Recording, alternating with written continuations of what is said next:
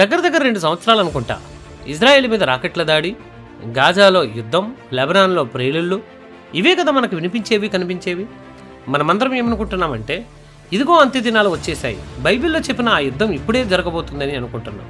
కానీ మీకు ఒక విషయం చెప్పనా, మనం ఏ యుద్ధం కోసం అయితే ఎదురు చూస్తున్నామో, ఏ గోగు మాగోగు యుద్ధం గురించి అయితే మనం వింటూ ఉన్నామో, ఆ యుద్ధం జరగడానికి ముందు ఇంకొక భయంకరమైనటువంటి ఘట్టం జరగాల్సి ఉంది. ఆ విషయం మన కళ్ళ ముందే ఉంది, కానీ మనం గమనించడం లేదు. ఈరోజు నేను మీకు ఒక ఫజిల్ను చూపించబోతున్నాను. ఈ ఫజిల్లోని కొన్ని ముక్కలు కలవట్లేదు. ఉదాహరణకు మీరు ఒక ఊరు వెళ్ళారనుకుందాం, అక్కడ అందరూ మా ఊరు చాలా సేఫ్, మాకు అస్సలు భయం లేదని చెబుతున్నారు. కానీ ఆ ఊరు చుట్టూ 25 అడుగుల ఎత్తు భారీ కాంక్రీట్ గోడ ఉంది. ఊరి మీద నిరంతరము బాంబులు పడుతున్నాయి. ఊరు చెప్పండి, ఆ ఊరు సేఫ్గా ఉన్నట్టా? కాదు కదా. బైబిల్లో ఒక ప్రవచనం ప్రకారము ఇజ్రాయెల్ గోడలు లేకుండా క్షేమంగా ఉన్నప్పుడు ఒక యుద్ధం జరుగుతుంది అని ఉంది. కానీ ప్రస్తుతం ఇజ్రాయెల్లో 430 మైళ్ళ పొడవైనటువంటి గోడ ఉంది. మరి ఆ ప్రవచనం ఇప్పుడు ఎలా నెరవేరుతుంది? రండి వివరంగా చూద్దాం. మనం సాధారణంగా యెహెజ్కేలు గ్రంథం 38-39 అధ్యాయాల్లో ఉన్న గోగు మాగోగు యుద్ధం గురించి వింటూ ఉంటాం. రష్యా, ఇరాన్, టర్కీ కలిసి ఇజ్రాయెల్ మీదకు వస్తాయని మనకు తెలుసు. కానీ ఇక్కడ యెహెజ్కేలు చెప్పినటువంటి ఆ దేశాల లిస్టులో ఇజ్రాయెల్ పక్కన ఉన్న దేశాలు లేవు. అవును, పాలస్తీనియన్లు ఎక్కడున్నారు, లెబనోనియన్లు ఎక్కడున్నారు, సిరియా, జోర్డాన్, ఈజిప్ట్ దేశాల పేర్లు ఆ లిస్టులో ఎందుకు లేవు? ఇజ్రాయెల్ను ప్రతిరోజు ఇబ్బంది పెట్టే ఈ పొరుగు దేశాలు ఆ మహాయుద్ధంలో ఎందుకు కనిపించట్లేదు? దీనికి సమాధానం ఎక్కడుందో తెలుసా? కీర్తనల గ్రంథం 83వ అధ్యాయంలో మనం చూస్తాం. ఈ 83 అనేది కేవలం ప్రార్థన మాత్రమే కాదు, అది జరగబోయే భయంకరమైన యుద్ధానికి బ్లూ ప్రింట్. ఒకసారి యెహెజ్కేలు గ్రంథం 38వ అధ్యాయంలో లోతుల్లోనికి వెళదాం. ఇక్కడ ప్రవక్త ఒక చిత్రాన్ని మన కళ్ళ ముందు ఉంచుతాడు. ఆ వాక్యాలను మనం సరిగ్గా అర్థం చేసుకుంటే ప్రస్తుతం ఇజ్రాయిల్లో జరుగుతున్న దానికి బైబిల్లో చెబుతున్న భవిష్యత్తుకు మధ్య ఆ లింకు ఎప్పుడో మీకు ఇక్కడే అర్థమైపోతుంది. 11వ వచనాన్ని గమనించండి. నీవు దురాలోచన చేసి ఇట్లనుకుందువు, నేను ప్రాకారం లేని గ్రామంలో గల దేశం మీదకు పోయేదను, ప్రాకారములను అడ్డగడియలను గౌనులు లేనటువంటి దేశం మీదకు పోయేదను, నిమ్మళముగాను నిర్భయముగా నివసించు వారి మీదకి నేను పోయేదను అని. ఒక్కసారి ఈ వర్ణన చూడండి. ఇక్కడ ఇజ్రాయిల్ ప్రజలు ఎలా ఉన్నారట? అడ్డుకట్టలు లేవు, తలుపులు లేవు, గోడలు లేనటువంటి గ్రామాల్లో వాళ్ళు నెమ్మదిగా ఉన్నారు అంటున్నారు. అంటే వాళ్లకు అస్సలు భయం అనేదే లేదు. ఇప్పుడు మనం వాస్తవ పరిస్థితుల్లోనికి వద్దాం. ఈరోజు మీరు ఇజ్రాయిల్కు వెళ్తే మీకు ఏం కనిపిస్తా చెప్పండి? గోడలు లేని గ్రామాలు కనిపిస్తాయా? అస్సలు కాదు. ఇజ్రాయెల్ తన చుట్టూ దాదాపుగా 430 మైళ్ళ పొడవైనటువంటి 25 అడుగుల ఎత్తు ఉన్న భారీ కాంక్రీట్ గోడను నిర్మించుకుంది. అసలు ఈ గోడను ఎందుకు కట్టుకున్నారు? భద్రత కోసం. అంతేకాదు, ఇజ్రాయిల్ ప్రజలు నెమ్మదిగా ఉన్నారా? హమాస్ నుండి, గాజాలో, హెజ్బొల్లా నుండి, లెబనాన్లో ప్రతిరోజు వందల కొద్ది మిసైళ్లు పడుతూ ఉంటే, ఏ క్షణం ఏ సైరన్ మోగుతుందో తెలియక షెల్టర్లలోనే దాక్కునే పరిస్థితి ఉంటే మరి దానిని నెమ్మదిగా ఉండడం అని అంటామా? ఖచ్చితంగా అనలేం కదా. మరి యెహెజ్కేలు ప్రవచనం నెరవేరాలి అంటే ఇజ్రాయెల్ ఆ గోడలను తీసేయాలి, అడ్డుకట్లో లేకుండా ప్రశాంతంగా ఉండాలి. ఇది ఎప్పుడు సాధ్యం? చుట్టుపక్కల ఉన్నటువంటి శత్రువులు రాకెట్లు వేయడం ఆపినప్పుడు మాత్రమే. అంటే యెహెజ్కేలు చెప్పినటువంటి రష్యా, ఇరాన్, గోగు మాగోగు దండయాత్ర జరగడానికి ముందే ఇజ్రాయెల్ తన చుట్టూ ఉన్నటువంటి ఈ ముళ్ళ కంచె లాంటి శత్రువులను క్లీన్ చేసుకోవాలి. ఆ శత్రువులనే మనం కీర్తనల గ్రంథం 83వ అధ్యాయంలో చూడొచ్చు. ఇక్కడ గమనించాల్సినటువంటి రెండో పాయింట్ తెలుసా? యుద్ధం యొక్క ఉద్దేశం. యెహెజ్కేలు గ్రంథం 38వ అధ్యాయం 12-13 వచనాల ప్రకారం మాగోగు సైన్యం ఇజ్రాయెల్ మీదకు ఎందుకు వస్తుందో తెలుసా? దోపుడు సొమ్ము దోచుకోవడానికి. వాళ్లకు బంగారం కావాలి, వెండి కావాలి, ఇజ్రాయిల్లో దొరికినటువంటి అపారమైనటువంటి సహజ వాయువు నిక్షేపాలు కావాలి. అంటే వాళ్ళు వచ్చేది ఒక బిజినెస్ లాభం కోసం, ఆస్తి కోసం. కానీ ఇప్పుడు ఇజ్రాయిల్ చుట్టూ ఉన్నటువంటి దేశాలను చూడండి. పాలస్తీనియన్లు కానీ, హెజ్బొల్లా కానీ ఇజ్రాయిల్ని కేవలం దోచుకోవడానికి యుద్ధం చేస్తున్నారా? లేదు. వాళ్ళ అజెండా ఆస్తి కాదు, వాళ్ళ అజెండా అస్తిత్వం. కీర్తన గ్రంథం 83:4లో వాళ్ళు ఏమంటున్నారో చూడండి. ఇజ్రాయేలు అని పేరు ఇకను స్మరణకు రాకుండా, వారిని ఒక జనము కాకుండా నిర్మూలన చేయదము రండి అనేటువంటి మాట చూస్తాం. గమనించారా? వీళ్ళకి ఇజ్రాయేల్ సంపదక్కరలేదు, ఇజ్రాయేల్ అనేటువంటి పేరు మ్యాప్ మీద ఉండకూడదు.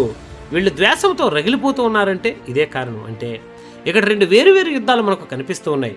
మొదటిది 83వ కీర్తనలో రాయబడినటువంటి ఇజ్రాయేల్కు తన పక్కన ఉన్నటువంటి దేశాలైనటువంటి పాలస్తీనా, లెబానాన్, సిరియా, జోర్డాన్తో చేసే యుద్ధం. దీని ఉద్దేశం మనుగడ. ఈ యుద్ధంలో ఇజ్రాయిల్ గెలిస్తేనే వాళ్ళ చుట్టూ ఉన్నటువంటి థ్రెడ్ పోతుంది.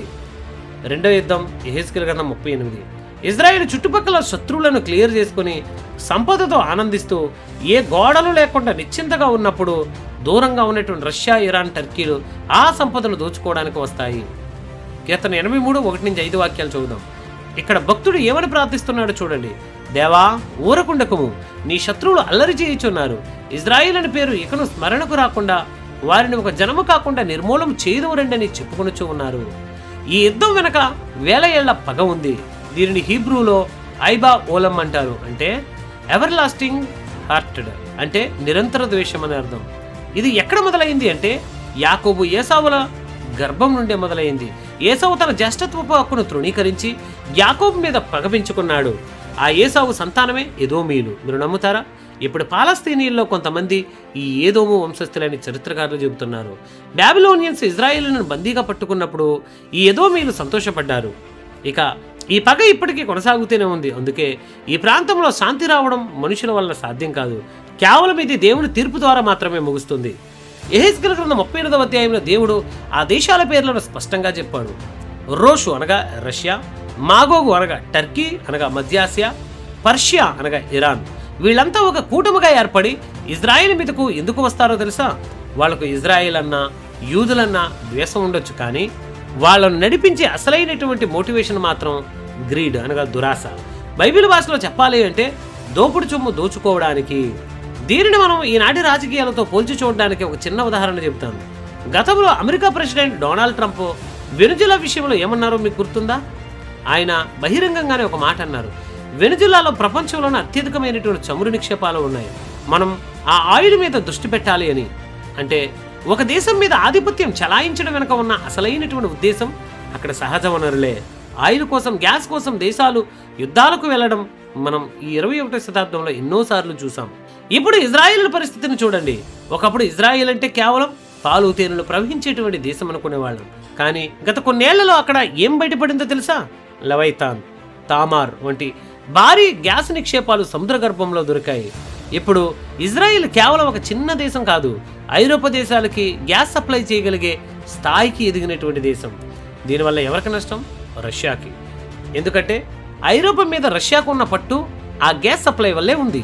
రేపు ఇజ్రాయెల్ కనుక గ్యాస్ అగ్రరాజ్యంగా మారితే రష్యా ఆదాయం దెబ్బతింటుంది. అందుకే యెహెజ్కేలు గ్రంథం 38వ అధ్యాయం 12వ వచనంలో చెప్పినట్లు రష్యా ఎలా అనుకుంటుందట, నేను వెళ్ళి ఆస్తిని దోచుకుంటాను, వెండిని బంగారాన్ని పట్టుకుని పోతాను అని. రష్యాకు తమ యుద్ధ తంత్రాలను నడపడానికి డబ్బు కావాలి.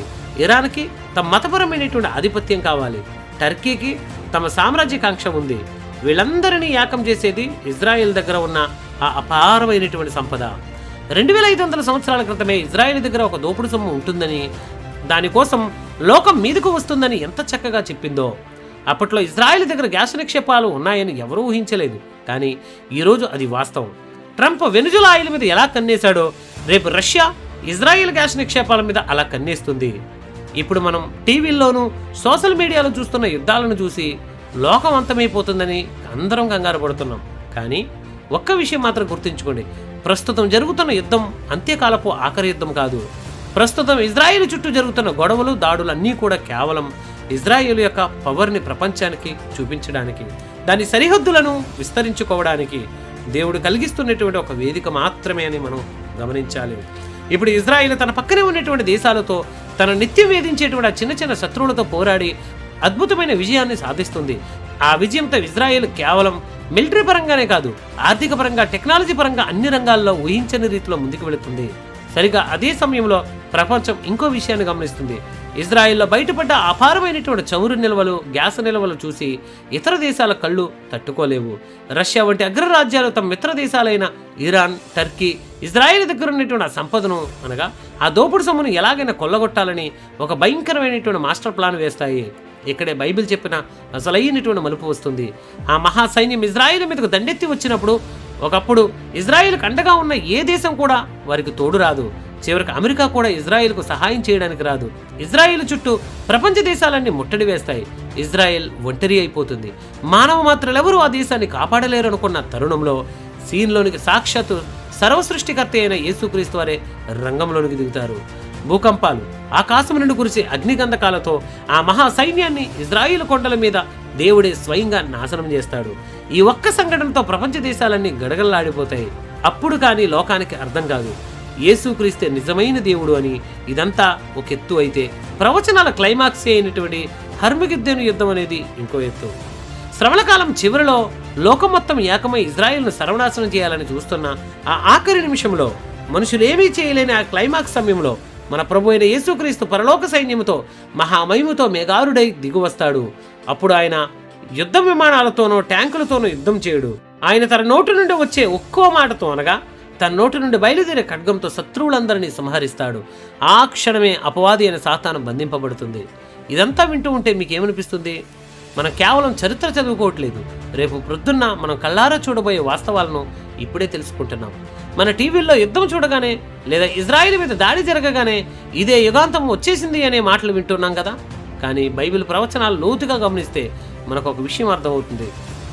ఇప్పుడు ఇజ్రాయిల్ చేస్తున్న యుద్ధం అంత్యకాలపు ఆఖరి యుద్ధం కాదు. ఇది కేవలం అంతిమ యుద్ధానికి కావలసినటువంటి పరిస్థితులను సృష్టించే ఒక ప్రక్రియ మాత్రమే. అంటే ఇప్పుడు ఇజ్రాయిల్ తమ పొరుగు దేశాలను ఓడించి తమ సరిహద్దులను పెంచుకొని అపారమైన సంపదను పోగు చేసుకుంటుంది. ఇది చూసిన లోకానికి ఇజ్రాయిల్ గోడలు లేనటువంటి క్షేమంగా ఉన్నటువంటి దేశంగా కనబడుతుంది.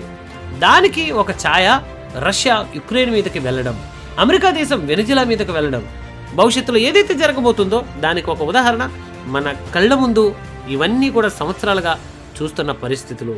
కానీ సరిగా అప్పుడే ఆ పరిస్థితి పుడుతుంది. ఎప్పుడైతే రష్యా తన మిత్ర దేశాలతో చేతులు కలిపి ఇజ్రాయెల్ సంపద మీద కన్నేస్తుందో అప్పుడే ఆ భయంకరమైనటువంటి అంత్యకాల యుద్ధం అనగా హర్మగిద్దోను యుద్ధానికి దారితీసే యుద్ధాల పరంపర మొదలవుతుంది. గమనిస్తున్నారా? ఈ యుద్ధాల మధ్యలో బైబిల్ చెప్పిన మరికొన్ని అద్భుతమైన ఘట్టాలు జరగాల్సి ఉంది. ఈ మహాయుద్ధం కంటే ముందే దేవుని బిడ్డలకు ఒక గొప్ప నిరీక్షణ ఉంది. అదే ఎత్తబడుట. లోకమంతా కూడా యుద్ధాల గందరగోళంలో ఉన్నప్పుడు దేవుడు తన వధువు సంఘాన్ని తన దగ్గరకు చేర్చుకుంటాడు. ఆ తరువాత ఈ భూమి మీద క్రీస్తు విరోధి యొక్క పరిపాలన మొదలవుతుంది. వాడి యొక్క అరాచకాలు మొదలవుతాయి. దీనితో ఈ 7 సంవత్సరాల శాంతి ఒప్పందాన్ని కంప్లీట్ చేసుకోవడానికి పూనుకుంటాడు. 7 ఏళ్ల కాలాన్నే బైబిల్లో మహాశ్రమల కాలం అని పిలుస్తూ ఉంటాం. మనం ఇందాక చెప్పుకున్న రష్యా ఇరాన్ దండయాత్ర, ఇతర దేశాల కుట్రలన్నీ ఈ 7 ఏళ్ల కాలంలోనే జరుగుతాయి. అంటే ఇప్పుడు మనం చూస్తున్నది కేవలం ఆ సినిమాకు ముందు వచ్చే టీజర్ లాంటిది మాత్రమే. అసలైన ప్రవచనాల క్లైమాక్స్ ఇంకా ముందుకు మనకుంది. ఇది ఈ వీడియో కనుక మీకు నచ్చితే ఈ వీడియోని లైక్ చేయండి, షేర్ చేయండి. మన ఛానల్ సబ్స్క్రైబ్ చేసుకొని మరిన్ని వీడియోల కొరకు పక్కన ఉన్న బెల్ ఐకాన్ని క్లిక్ చేయండి. Thank you very much.